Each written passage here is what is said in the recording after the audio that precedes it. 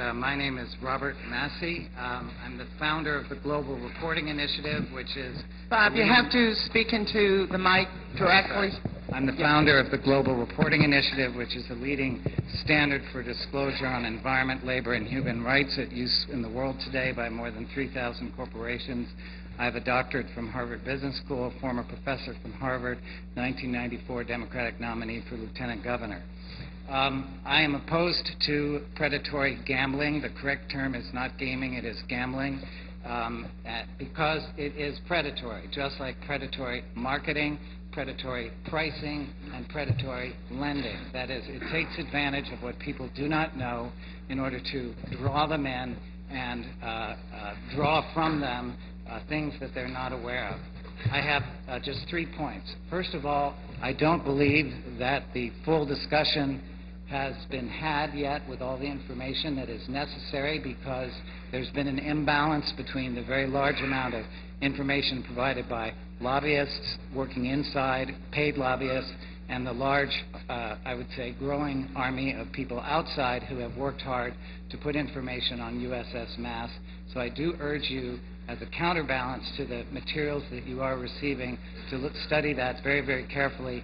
There's a tremendous amount of information about what's going on in other cities, other states, and other countries, which show that this experiment has been tried and in many cases has crashed and burned and has not been proven to be the engine of economic development, which makes it particularly striking that we would be selecting this as a technique to pursue. Slot machine proponents have tried to create the sense of inevitability and that political resistance is futile.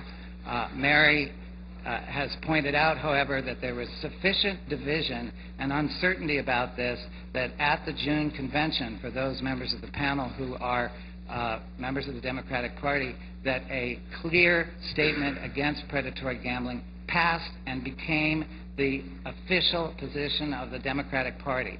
So the leadership of the legislature is actually now at odds with the party, and I think that's something that is worth considering. I think one of the consequences of that is that, at the very least, we should be able to evaluate fully, not, as others have said, not just the gains that we imagine will come, but also the full-fledged costs, as Senator Tucker has said.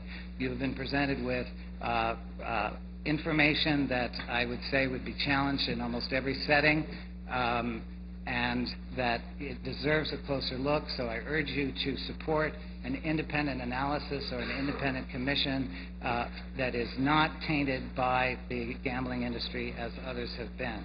And finally, I want to say that there's a very basic point that you're all aware of as I wrap up, which is that how we raise money is just as important to our principles. It demonstrates our principles as how we spend it, and I think that we need to be mindful of that as we move forward.